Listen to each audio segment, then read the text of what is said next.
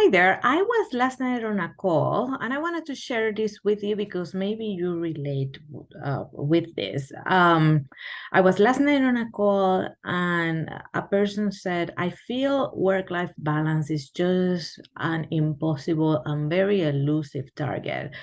And it can feel like that. I completely acknowledge that it's not an easy thing to do. However, I need you to remember that when you started your current role or your current job or whatever responsibility is overwhelming you right now, you did not start it from day one being completely overwhelmed and at the verge of breaking down. It just kept building little by little until you feel right now that this is completely overwhelming. The exact same thing with achieving a balance. You are never going to achieve a balance from a moment in time, just flipping a switch from overwhelm to balance. It is a process that you need to drive. And you need to drive it with the intention, the diligence, and the discipline that requires to achieve anything meaningful. And what do I mean by that?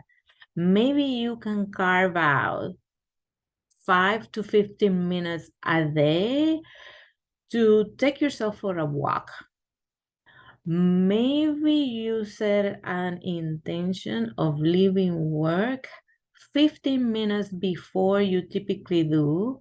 And instead of rushing home for any other responsibility, taking kids to sport or whatever, you use those 15 minutes to decompress and maybe stop at a nearby place that you can actually listen to a podcast or listen to music or do a guided meditation or something that actually just releases the tension for the day.